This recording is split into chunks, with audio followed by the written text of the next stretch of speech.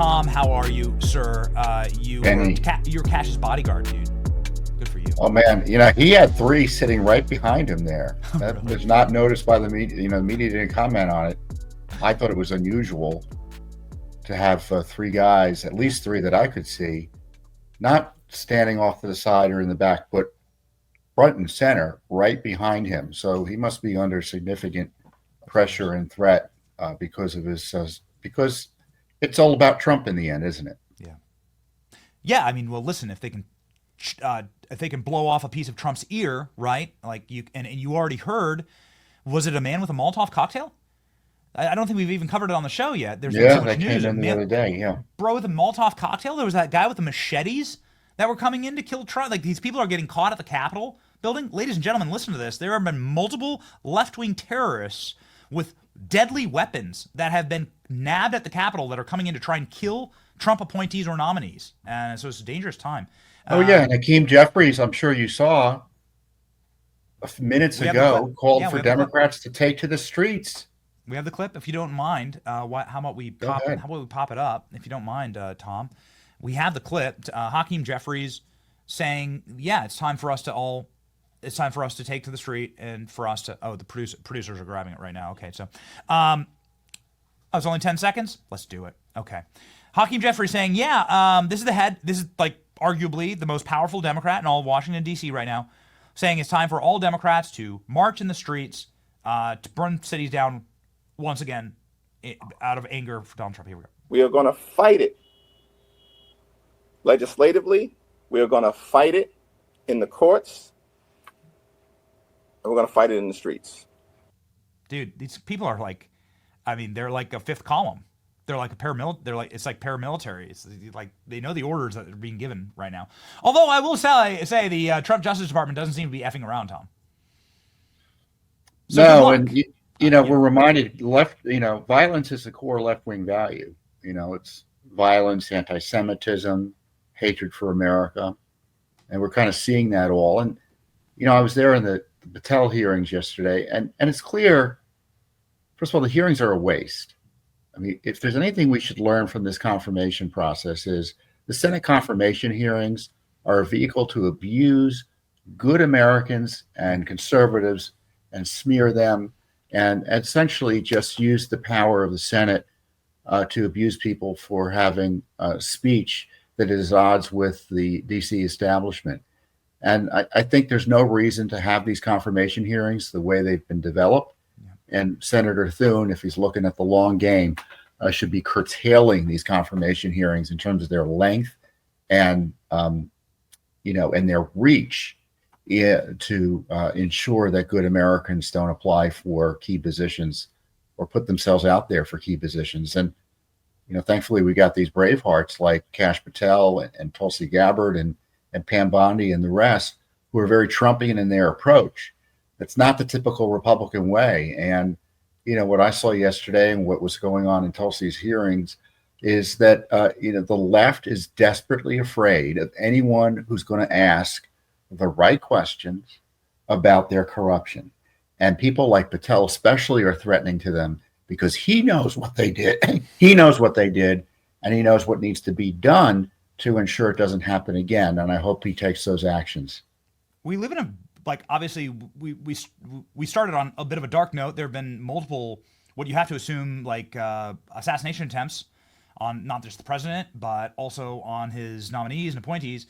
We live in dark times and serious times with serious topics. But all Democrats wanted to talk about yesterday was the January 6th choir. Bro, I heard 20 questions about the J6 choir yesterday and about some supplement that Kash was selling. Yeah, these are not serious people, man. I texted Kash. I go, the January 6th choir. I texted Kash as soon as the hearing's done. I was like, you are going to sell so many records for the J6 choir. Right. This hearing, Democrats just sold out all the records. It's going to go platinum now because Democrats couldn't stop flipping talking about it. By my count, 5 Democrat senators asked questions about that issue. Is it an issue? I mean, what? It isn't an issue. I don't know. It seemed to me they were just passing time, asking questions about something they think might have a hook with the public. And I don't understand. And I'm being honest here because It's like, well, you have to consider, well, what does the left see in this? And if I were a leftist, I would see that this issue did not work in November. The public has rejected it outright. But evidently they think it's a big enough issue. And it raises questions as to what else they're going to do with it in terms of the lawfare and the abuse. And when you see Schiff screaming about it, if the House, for instance, goes to Democrats in a few years, I guarantee you Trump is going to get impeached 2 or 3 more times. That's how crazed his opposition is. Yeah, you saw some very interesting lines of questioning from Marsha Blackburn yesterday. She's like, why is the federal government protecting the foremost pederasts in the entire world, Jeffrey Epstein? And there's a dude, Dick Durbin, on the committee who has refused to allow the Epstein list to be released and refused to do any oversight on this. And Kash is like, yeah, man, we're going to release it. And he got very upset and a little nervous, and it was a bit of a tell. Yeah, Durbin out of the blue, spent 5 minutes explaining himself on Epstein. And I heard Senator Blackburn's questions, and it was very strange. It's like, What do we do? What does this have to do with the price of tea in China, or Kash's confirmation as FBI director? Yeah, yeah. Just so your listeners know, Kash's biggest reform, I think he highlighted, maybe more important than FISA reform or anything else, is that he wants to put the people who work in the FBI who are assigned here in D.C., a third of the 38,000 employees of the FBI. It should be a third of a lot smaller number, as you might imagine, from my perspective. He wants to put them out in the country to solve actual violent crimes. Yes. I mean, that would be a significant reform. And with all due respect to Kash, he's going to do the right thing, I suspect. He'll push hard. I don't think the FBI is salvageable. And I half jokingly say this, Benny, is that Kash Patel should be the last FBI director. This agency can't survive in its current form. Otherwise, it will be used time and time again to assault our republic, just like the IRS has been used since its founding, essentially, used by politicians as a tool to go after their opponents. We just got to take the tools away. Well, the FBI is an executive order, so it's never really an act of Congress, right? So it's like, yeah, I don't, that's a good question. But and of course, you say that to the senators in the Republican Party. Oh, the FBI, we're all supposed to fall on the ground and start shaking when they talk about the legacy of the FBI. I know what the legacy of the FBI is. They tried to put Trump in jail on pretext. They sent FBI agents to my home in retaliation for our speaking out against their corruption. They destroy anyone who opposes them internally. They're a threat to the rule of law. They do more to undermine the rule of law than to protect it. So give me a score for Kash Patel yesterday. You were in the entire hearing. You were DMing me from the hearing. You're like, hey, they just shouted out your show. It was our great honor, actually. Our great honor. Do we have the clip? I mean, I look for exciting moments, It was our great honor to have our show shouted out. Oh, I bet he just got and Senator Booker's wearing a mask. Isn't that ridiculous? I mean, Kash did great. I mean, he knew. I mean, he's faced much worse in terms of questioning, and this was a lightweight questioning, and I think the Democrats didn't go after Kash as much as they might otherwise have, because they know, as I say, he knows what they did. Mm-hmm. He knows what Schiff was doing. He wasn't. Schiff hates his guts. That was interesting. Schiff never left. He's sitting there the entire hearing, showing that he's the good new school student as the new senator, pretending to pay attention to everything. And of course, he does his histrionics. But he is the most mendacious member. As I tweeted out, he was the most mendacious and political operator there in the hearing room. And that says a lot. There are a dozen other senators and, a lot of other people in the room watching. Schiff is the worst. And if I were Thune, I'd say, what'd you get pardoned for? We're going to have an investigation. I can't trust you on committees. You're off. he should be a pariah in terms of ethical conduct in the Senate. Here we go. Here's the tweet. You were this close to Adam Schiff, man. Oh, Yeah, boy. that's right. Oh, man. Uh-oh. Hey. They got triggered by Kash Patel launching a watermelon from a... Oh, that's right. With Schiff's face on it. It's amazing. Well, and then Klobuchar was yelling at him because he was selling supplements, and he said, "What?" She goes, "Well, did you conduct any clinical trials?" He goes, "Well, I'm not a doctor, so no." We have Klobuchar here with the shout out for the show, and then I want one final question for you, Tom. Here we go.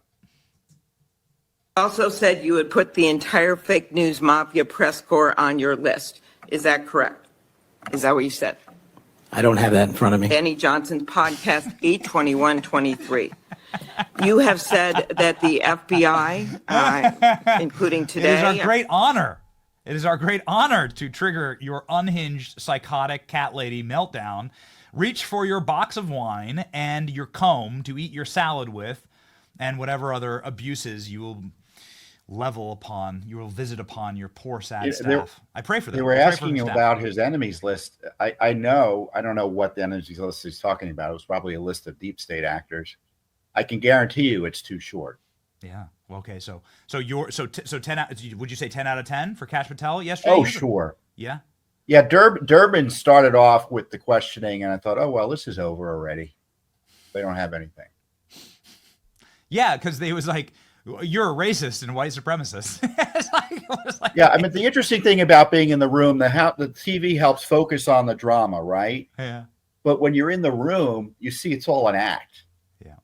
It's like most of the people are ignoring, Kash has to pay attention. Everyone else is thinking this is ridiculous. When is it going to end? And as I say, it's a way not to stop Kash Patel, but to try to smear him and prevent him and caution him against doing the right thing. So this is a tool for the left. This is why I think the confirmation hearing process should end as we know it. The conservatives don't use the confirmation process to do that because they probably think it would be unethical. Yeah. And it's only the right and conservatives who are victimized by it. And again, why is it we just allow these processes that don't have any basis in the Constitution? They're not necessary to the functioning of the republic. I mean, Matt Gaetz learned the hard way. You don't need a long confirmation process. He saw within 3 minutes he had no chance of winning, and it was over. Similarly, why can't we do that for people who are obviously going to win?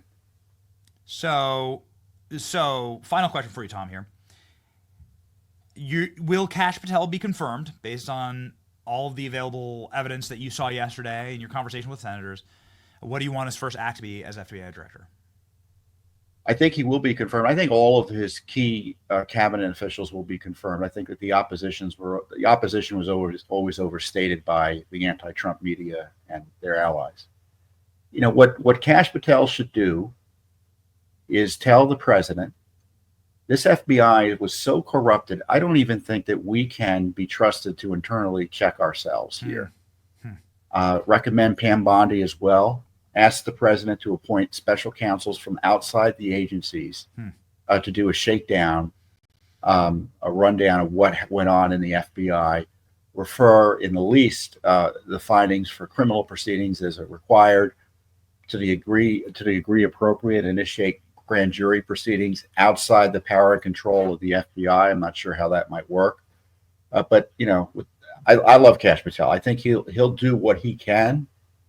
But in the end, the FBI cannot be investigating the FBI. Yeah. I don't trust them. Yep.